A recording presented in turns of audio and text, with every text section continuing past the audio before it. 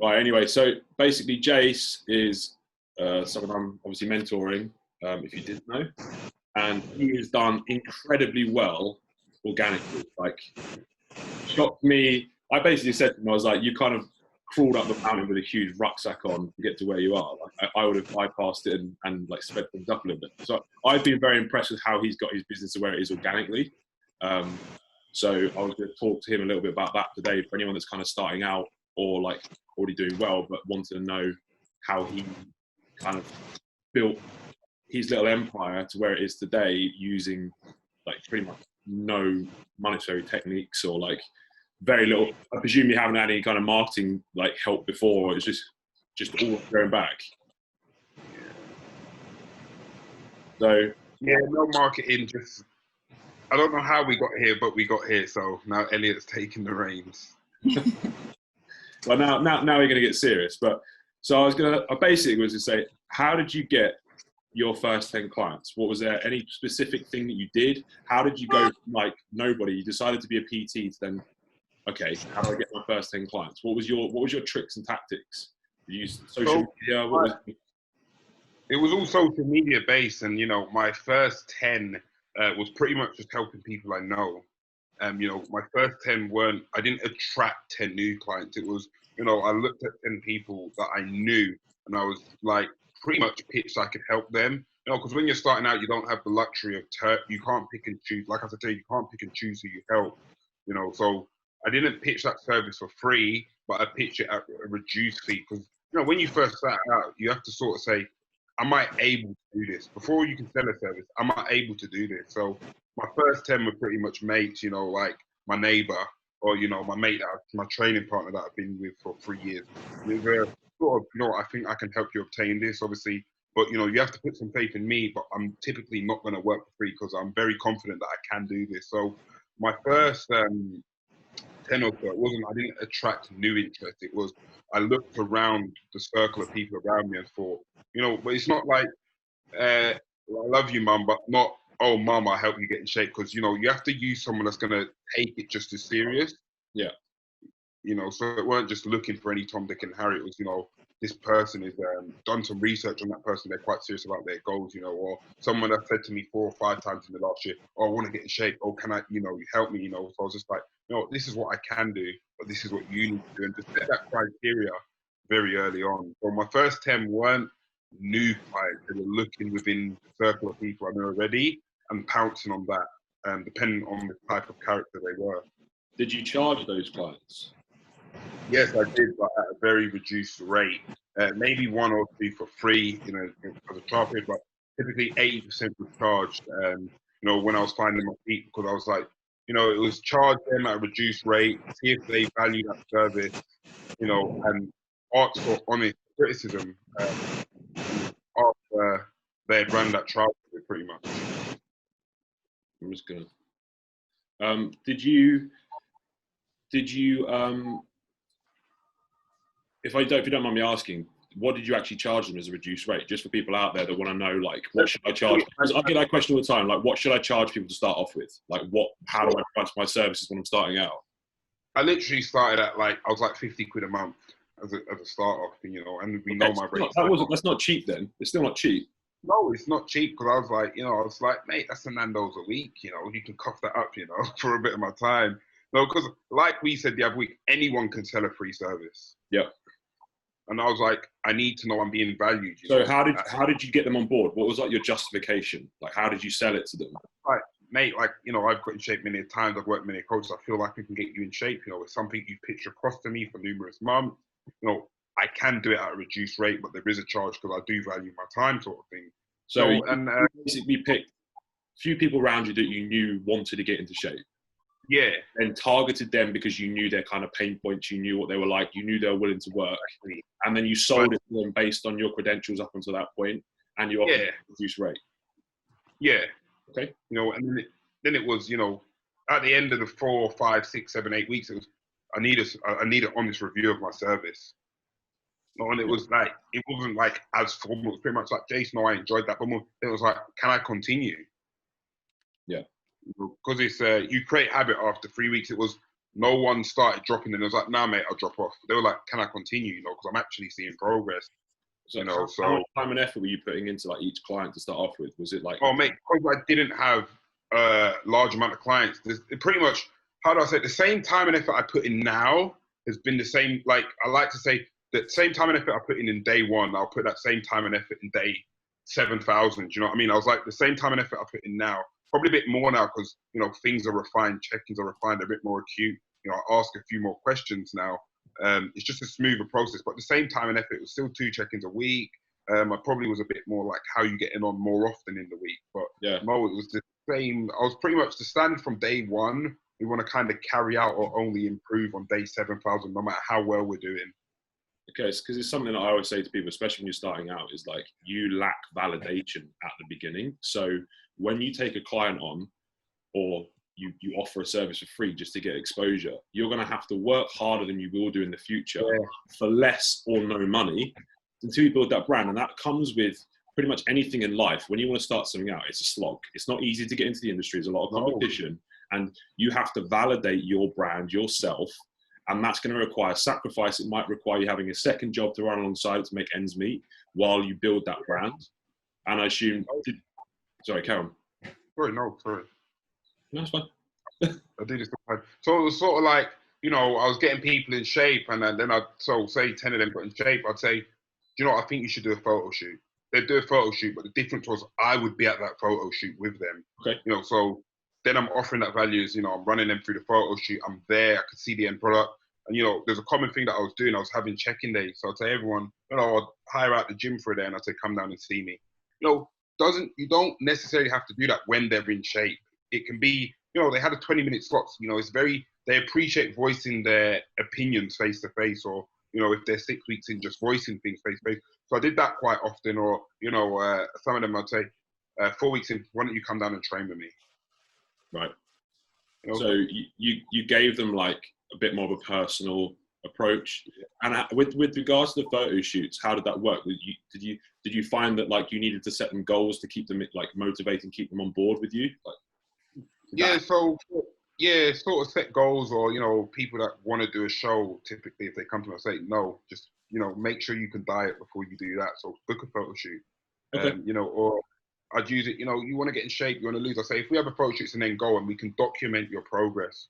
Now, no point doing it that once, because you might be out of shape for another 5 years, but you can document. And, you know, for the older clients, I say, you know, this is something you can show your kids that you've achieved.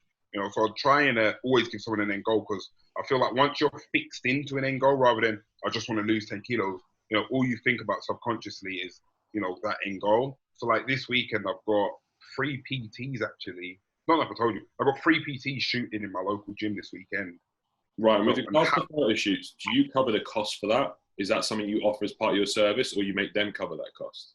No, so they cover that cost. But I've got a good deal with photography now. So this weekend I said, you 3 PT coaches, I said 3 online coaches or PTs, whatever. I said, you need to do a photo shoot, because 1, this is your portfolio.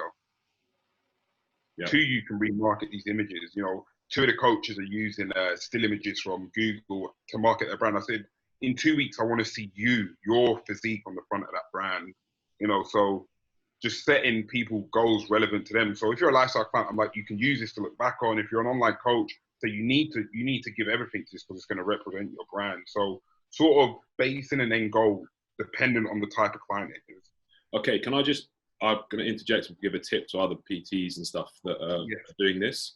So something that works really well is, like, always we're trying to tell the story of like our clients being happy. The people we are coaching at the moment, like really like loving what it is that they're getting from you as a PT. So although they're on a photo shoot, a really good tip is to hire a videographer to video behind the scenes of the photo shoot, right? So that you capture your clients loving it, right? You show them their happy mood, the fact that they're really enjoying the shape they've got into, and get them talking a little bit about how the experience has gone with, let's say, for example, Sam is like coaching someone, and like we're doing that on Sunday. Okay, it works brilliantly. So then that actual behind the scenes is more powerful for you as a PT than any review ever could be, or any before and after, because people actually can see, oh my God, I want to be that person, feeling those emotions, being happy, being in shape, feeling confident in my body. And you're capturing that on camera. So that's an absolutely amazing tool for a PT to then show on their channel. They then got the photos of the transformation to then use as well. Like, it's just an absolutely amazing technique, because look, I keep saying this all the time, facts tell, stories sell. You want to sell the story of the people that you've helped conquer those pain points, conquer those problems, and actually show it that you're able to actually do that, because you're validating the fact that you can implement a solution to their problem. And that's what it's all about. So the more you can capture that on camera, the better it is. Like, you're absolutely smashing it. So that, just, sorry to interject there, Jase, but that's a really good tip for anyone. If you're doing a photo shoot, get a camera guy behind the scenes and try and capture those clips. You can even make like a little motivational montage of all the people, like the day and all the happiness that was there, and then try and get other people that want to. And if, for example, you're a prep coach, go to the show on the day and get them behind the scenes when they're really happy, that when they come off stage, and the experience and the feeling, so they can tie into the emotions a lot more. Do you know what I mean? So that's a really good tip for anyone that's and you don't have to hire that most expensive video. Like this weekend, I haven't got a hold of a videographer for that, so I'm just going to take my Sony, and some content sometimes you've got to realize is better than no content. Yeah. Well, this is the thing.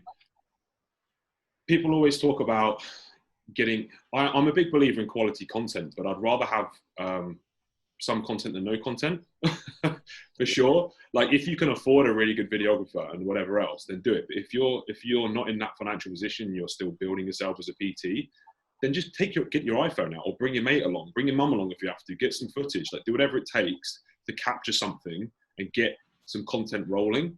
And even if you can't use it, at least you tried. Like, it's better to try and then not get the footage than not. Yeah, 100%.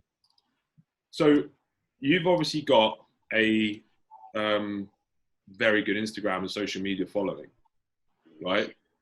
You've obviously built that organically. Do you have any kind of tips and tricks for people? What did you do you think, to get that level of like engagement on your page? Is there anything that you did differently to other people, or is that? So I had this convo with Cam today, and he brought the screenshot. So fall out of the social media trap. And when I discussed that, stop trying to please the masses. Elliot, you've seen some days I've posted 8 transformations in one day, and I used to be like, no, I can only do 2 posts a day. No, if you're trying to build a business, post the content that is going to generate interest from the people you're trying to attract. Don't think, if I post 3 transformations in a row, Tony down the road might unfollow you. Because at the end of the day, he's never going to buy your service. A lot of PTs I speak to and online coaches are like, oh, you do so many online transfer posts a day. Like, yeah, but I've got 8 inquiries now. Because I'm not trying to attract, the opinions of people that are not going to benefit me or my business. But don't think, I can't post this because I post it. No, your Instagram is the biggest catalog on them. It's an Argos catalog. Someone should be able to go on your Instagram and see what you do before you open your mouth. Yeah, I think a big trap is people are always trying to like please the algorithm. Yeah, trying to please their potential clients, right? So they're like you say that, oh, I've read that I should only post at this time of the day. I've read that I should only post this many posts a day. Where that might have some bearing, at the end of the day, if that's not pleasing what your potential client that you're trying to get to message you is actually wanting to see, then just put yourself, always do this, always put yourself in your potential client's shoes and try and work out what it is they want to see.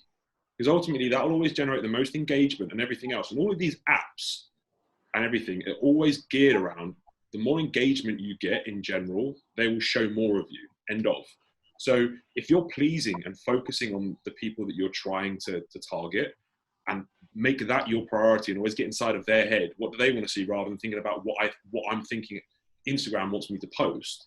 Yeah, always far better. 100%. And that's I feel your Instagram sort of goes from personal to business.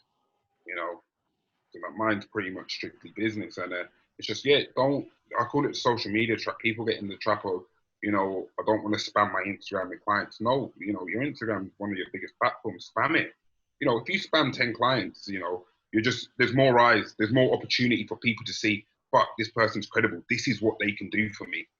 No one cares if you're in shape. People care what can you do for them. But if I see a great bodybuilder, it does not please me But if I see someone with 15 transformation on their page, I'm like, this is pretty awesome. So don't use yourself as the main marketing tool. Yes, it does help if you're in shape, but what you can do for others is essentially what's going to generate your clients. Did you do any networking, like with other people in the industry or anyone else in the fitness industry to help grow your following? Was there did you kind of piggyback off of anyone else, or was there any other technique you used? In the sense of I don't know if you mean for shout outs, never, ever. Okay. I had many offers and I was like, no, but I was like, what are the top guys doing? Pick 5, leave this call today and be like, 5 people I aspire to. What are they doing? And in that sense, I was like, all right, sweet, this person's doing IGTV videos. All right, maybe I'll give it a crack. It might work for me, it might not. So I've always, in anything I've done, I've been like, what are the people better than me doing? And I've sort of looked at that and been like, all right, it might not work for you, but there's no harm in trying it. So IGTV videos, I didn't really do them till this year. I saw 1 or 2 top coaches doing them. I did them, and one this year's hit 10,000 views. Fill a room with 10,000 people. It's a lot of eyes. There's something I was chatting to a mentee about today, actually, and something that could potentially work for some people, potentially not for others. And that is basically if you're into training yourself, and you basically be selective about the coach that you use. So, for example, this guy I was chatting to was like, should I use this coach or this coach? And I was like, well, if we look at it from a business standpoint, this coach has a lot more awareness. He has a better brand and identity. And by you associating yourself with him, people know you're being trained by him. People know that you're learning what he knows. And if they like that coach, you might actually build kudos or validation just based on the fact that you're being trained by that person. Also, if you're getting shouted out by that person and being in shape, it brings you more awareness. So that's something that you could always use as well. What do you think about that? No, I agree with that, because in 2016, I think Rob was using Milos Sarvek, and I said, yeah, I can't afford Milos Sarvek, but I can afford Rob. And he's only like the online coaches. I've had 5, 6 coaches. You learn from who you use. Yeah. Because I can't afford a £500 a month coach, but I can afford 100. Who's got a £500 a month coach? If he thinks it's working for them, he's going to use some of the methods. So I did a lot of that as well. I looked at, within my budget, I was like, all right, I can't afford this person, but I can afford this person. So I do think that massively as well. And you do get a bit of credibility from, every coach has a coach. You get a bit of credibility from who people are working with. Because it's like the standards are from the top and they just roll down sort of thing. Well, yeah, look, at the end of the day, if you're being coached by someone who's exceedingly good, everyone knows that person is being privy to that person's experience and knowledge. Yeah. Therefore, that person must be absorbing it. So I think it's really important as a coach, if you are being coached by someone else, if you're not, then it doesn't matter. If you are, be very picky about who you use. And also from a business standpoint, it wouldn't hurt to have someone that has good notoriety, who's a big social media following as well, because that will only trickle down through your social medias. Oh, yeah. That will bring you awareness as a coach as well, because you might also be cheaper than that person. So you might be able to take on clients that like you just said, some people £100, some people £500. If they can't afford the £500 guy, they might go for the guy that's being coached by the £500 guy because you're offering it for £200, just for example. Yeah. So it might be a little hack, but it's definitely something you should be thinking about, because people are going to look at you in terms of your knowledge based on what you're being taught by your coach. Yeah, and you research on top coaches, Yeah. A lot of top coaches that charge that tier, you have to pay 2-3 months up front. So that's the one advantage you've got already. Yeah. Okay, next one. What's your biggest mistake as a PT, do you think? Like in your kind of career as a PT, do you have like a big mistake or something you like a regret or something you've changed? So in that sense, I think not trying to help everyone, but taking on too much too quickly and not having a system which can keep up with the workload I took on. Okay. So like previously, as we spoke, I never spreadsheeted. I never had a scalable business in that sense. I wasn't knowing what was coming in and out, but I was delivering the work, but the back end stuff, which no one sees, was shocking. Yeah. In that sense, not knowing simple things like when client payments are due, or when I went through a phase of just working. I was like, this person owes me, but I was too focused on, let's get this transformation, let's get the end product. So, like I say, it's not always about the end product, it's about the process. But this time, I bypassed the process and was worried about the end product.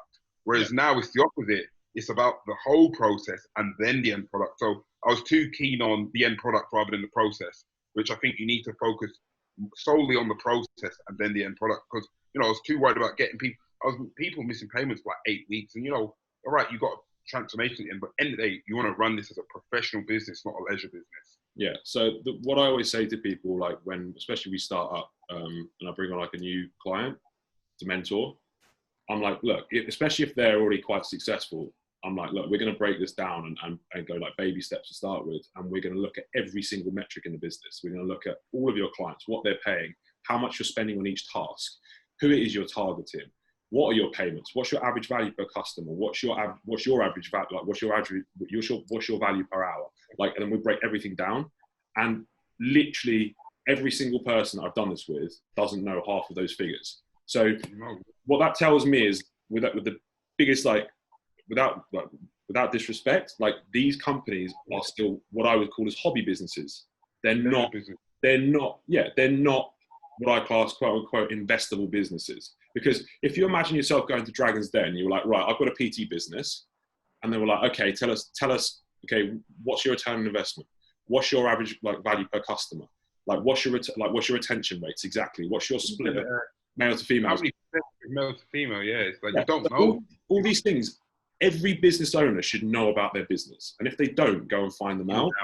Because what will shock you is that you'll probably be vastly overestimating a lot of the things when it comes to payments. Like you said, you'll be losing money where you don't realize you're losing money, and all it takes is a few small tweaks, and all of a sudden your business goes up 20% without actually having to take on another client. Because all of a sudden you realize that a guy from 3 years ago is still paying your old membership rate, and like you haven't bumped him up yet because you forgot about him. Or Sarah didn't pay for the last 3 months, but you didn't check your bank accounts, or like you didn't check your spreadsheets to make sure it was all gone through. Like you just didn't do your admin. Or you thought you were earning X pound per client, but when you added everything up, you're actually way under. And when you actually took all your time and tasks into consideration, you actually worked out you're actually earning on a minimum wage because you're working weekends and 90-hour weeks. And like all of a sudden you thought the $5,000 week the $5,000 month you're doing was good, but it's not. And then all of a sudden, okay, how can I change this? Who can I bring into the business? What systems can I put in place? And all of a sudden you're earning $5,000 a month and working a third of the time. Then all of a sudden your capacity goes up, your service gets better. And then it's like, oh, okay, my service got better, more clients are coming through. Now I'm actually investing, I've got more money to invest in myself. I can bring on someone to help me with these systems. I can bring on someone to help me with the marketing. I can do it. Okay, we've now quadrupled our clients. Do you know what I mean? And then all of a sudden it snowballs up. So like you say, that mistake you made by not like paying attention to the small micro details can have such a profound effect on your long-term goals. 100%. And it really stops the scalability of the business. And I talk about scalability of businesses all the time, where you need, if you're really serious, only if you're really serious about growing a business, you need to be baking a business where you know when you put an hour in or a pound in, how much comes back out the other end. And if you can't do that, everything you're putting in is just a guess. And that's going to end up breaking somewhere along the lines. And you're always going to end up being stuck at an income level you can't break through, because you can't ultimately scale and gear things up by putting more time and resources into the business. And that's a really important part of obviously getting a business up to a certain level and then taking it up to that next level, where you see a lot of these guys are earning big money. You need to know the ins and outs. So I'd say that was a mistake, not being acute to the minor details. Yeah. And just focusing on the end product. Okay. We recently talked a lot about websites and stuff, because I get so many people coming to me now, and especially since COVID and quarantine, that are now suddenly interested in websites. But I'm like, why was this never like a thought before? Like, why didn't you think about having a website before? And I'm like, your website is potentially your biggest selling tool. It's a place where you can brand yourself completely. You can identify all of your services. You can build funnels. You can answer questions. You can validate on there. Like, there's nothing you can't do with a website, basically. You can book calls. It's such a hub. You can educate people on there. Yeah. And like, I don't know, what's your opinions on websites, and do you think PTs need them?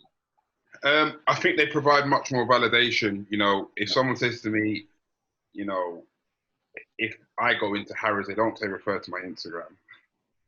they say refer to the website. You know, it has that level of validation. You know, I was very much like, no, I don't need a bloody website.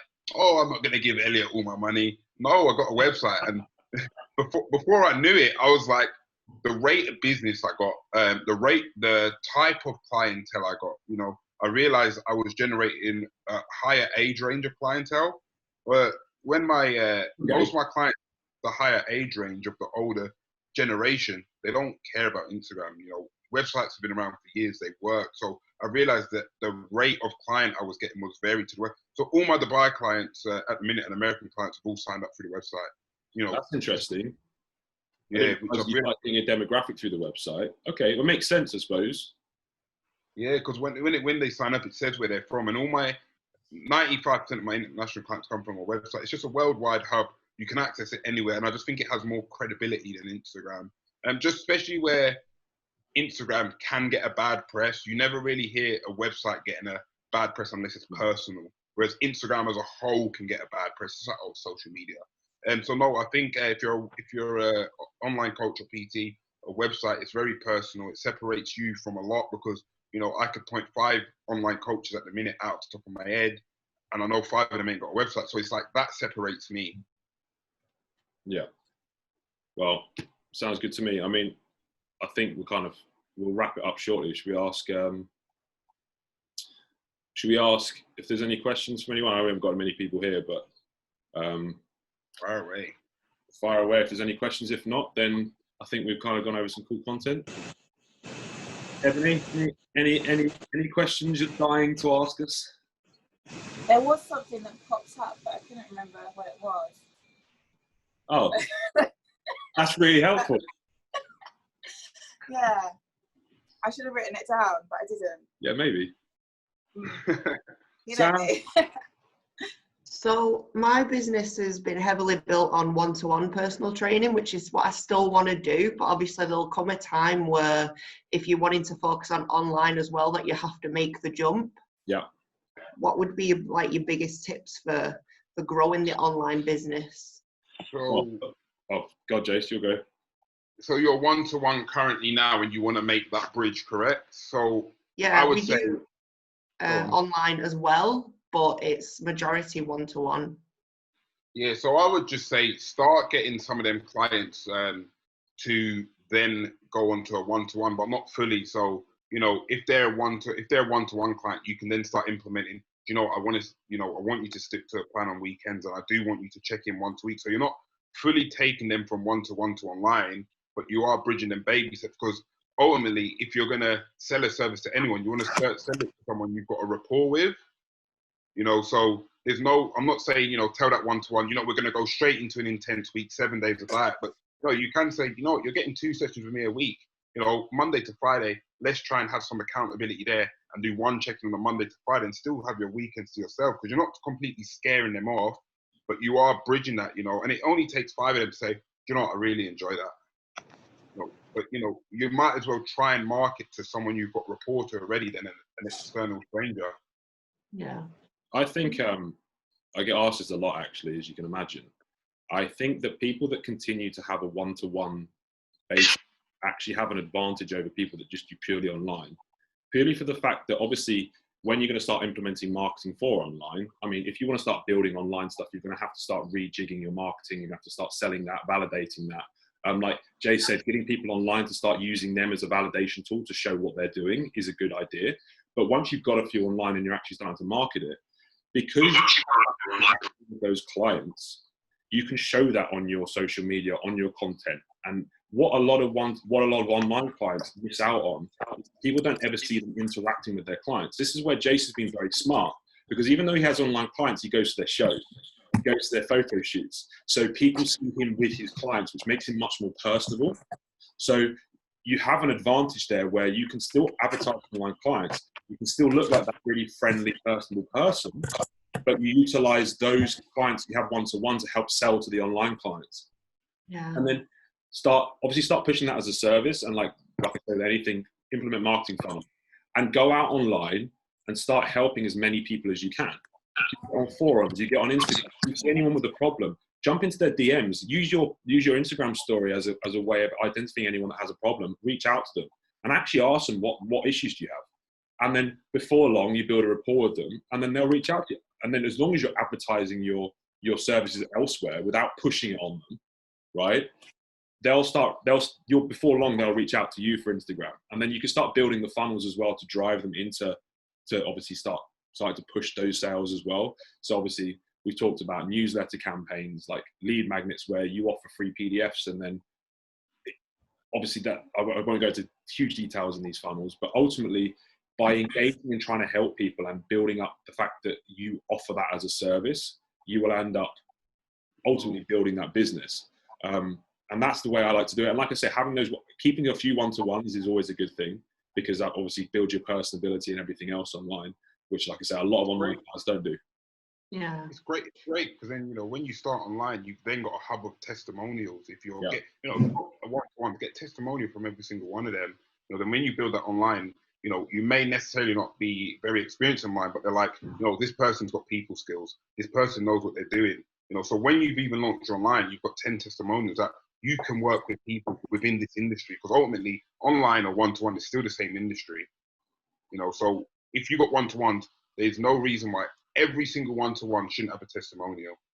Because when I got clients that sign up online, they don't look at my testimonials. They don't say, is this an online client or a PT? They just see a testimonial like, you know, this person I'm employing is trustworthy. You know, they can get me into shape. So utilize your one-to-one market to build your online market. Yeah.